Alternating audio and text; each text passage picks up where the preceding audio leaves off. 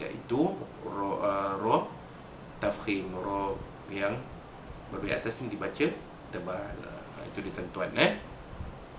Baik, kita pergi kepada hukum tajwidnya bagi ayat 6 hingga ayat 8 surah Al-Bayyinah. Kita pergi kepada terjemahan harfiah, terjemahan harfiah ayat 6 hingga ayat 8 surah Al-Bayyinah ini. Baik, ayat yang ke-6. Bismillahirrahmanirrahim. A'udzubillahi innal ladzina kafaru min ahlil kitab wal musyrikin fi nari jahannam khalidina fiha ulaika hum syarrul bariyah.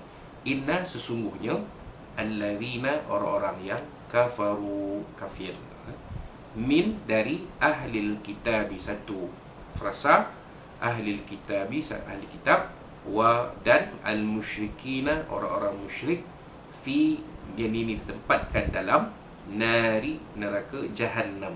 Neraka jahannam, jahannam ini satu dari 7 neraka yang Allah Ta'ala sediakan untuk mereka. Khalidina, dan kekal mereka, fiha, di dalamnya. Ulaika, mereka itu, hum, mereka lah, syarrul, sejahat-jahat, al-bariyah, yakni makhluk. Ayat yang ke-7, innal ladzina, sesungguhnya orang-orang, amanu, yang telah beriman,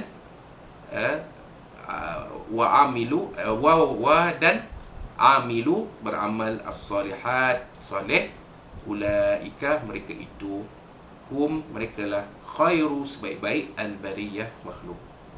Itu ayat ke-7. Ayat ke-8, jazauhum, balasan, jaza, balasan, hum, mereka, yakni orang-orang beriman, beramal soleh itu, inda, di sisi Rabbihim, Tuhan, Rabb, Tuhan, hum, mereka, kini Allah SWT, jannatu, adalah syurga, adnin, satu syurga dari 7 syurga disediakan oleh Allah Subhanahu Wa Taala. Adnin, tajri,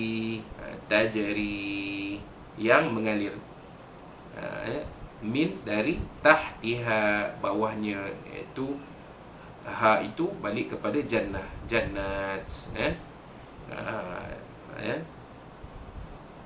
al-anharu, ini air sungai, sungai, sungai-sungai itu banyak, anhar ini kata jamak ataupun plural, kata singularnya, kata tunggalnya ialah, mufradnya ialah nahrun, nahrani, anhar.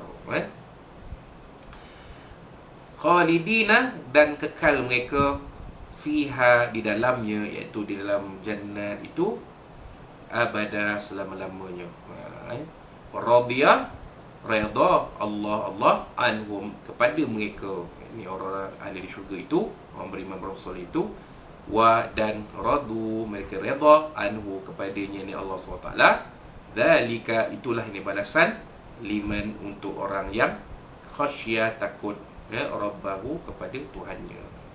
Wallahu a'lam. Itulah dia, hukum tajwid dan terjemahan harfiah ayat 6 hingga ayat 8, surah Al-Bayyinah ini. Maka kita teruskan, dengan tafsir ayat 6 hingga ayat 8 surah Al-Bayyinah ini.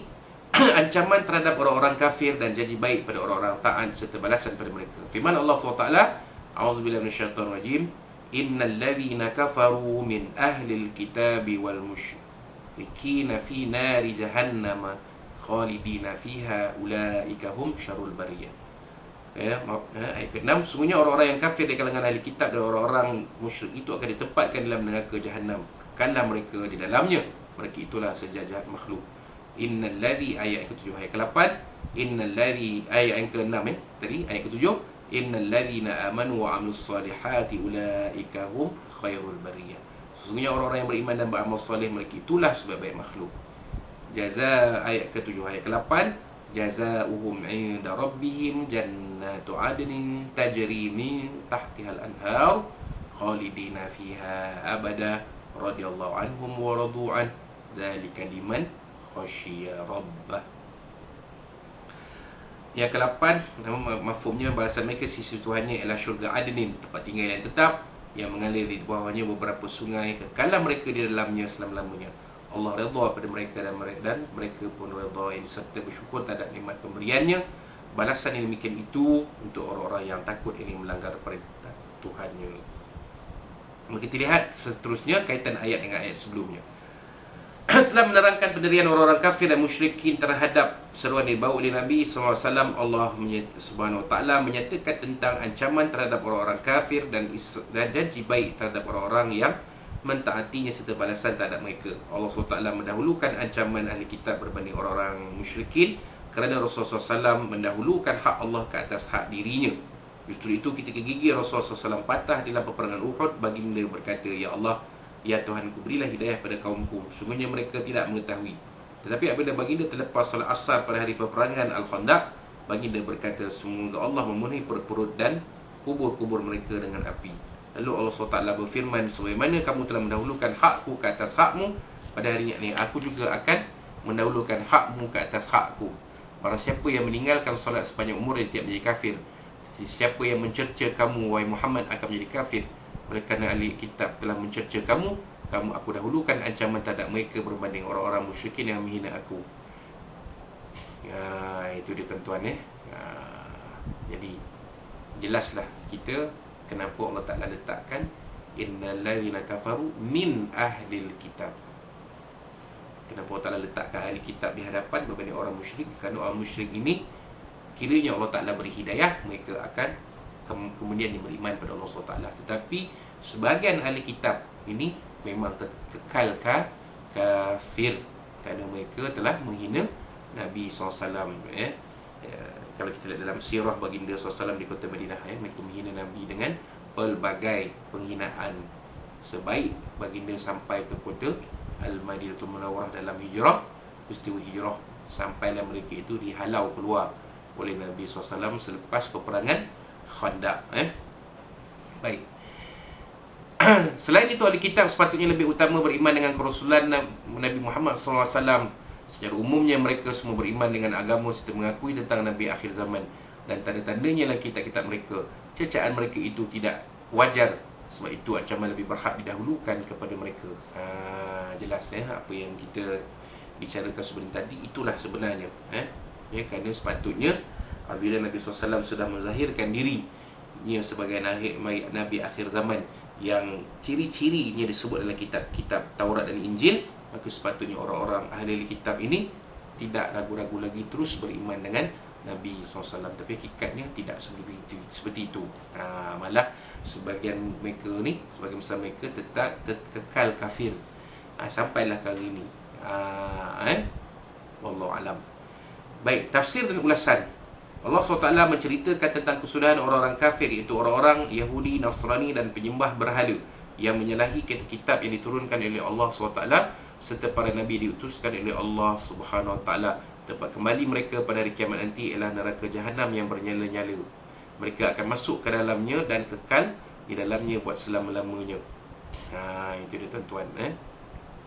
Allah Ta'ala sebutkan orang-orang kafir. Setelah Allah Ta'ala ceritakan tentang orang kafir dan orang dari kalangan ahli kitab dan orang musyrik ini, maka dalam ayat yang ke-6 ni Allah Ta'ala sebutkan di mana mereka ini akan berakhir, di dalam neraka Jahannam yang bernyanyi, yang azab sisinya sangat pedih, dan akan kekal dalam neraka itu selama-lamanya.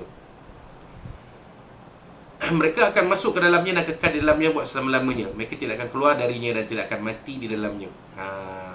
Sebab dalam alam akhirat tiada kematian. Masuk syurga, selama-lamanya kita akan hidup dalam syurga. Masuk neraka, selama-lamanya akan kekal dalam neraka. Iaitu orang-orang kafir tadi ni, orang-orang kafir dari kalangan ahli kitab dan orang-orang musyrik. Itu dia. Memang kekal dalam neraka selama-lamanya. Tak boleh buat apa lah. Waliyazubillah, kepada kita pun begitu. Selama-lamanya ni jangan ditanyalah berapa lama, sebab bila selama-lamanya tidak ada penghujung. Bagi rupanya tunggulah saat dan ketikanya, kerana dalam alam dunia ni tidak ada benda yang selama-lamanya. Baik. Kini mereka adalah sejajar makhluk yang diciptakan Allah SWT kerana mereka meninggalkan kebenaran lantaran perasaan hasad dengki. Kelak mereka akan menjadi makhluk yang paling buruk dan paling malang nasibnya. Kerana apa jadi macam tu? Sejajar makhluk syarul bariyah ini, kerana apa? Sifat hasad dengki mereka terhadap Nabi SAW, para sahabat dan juga umat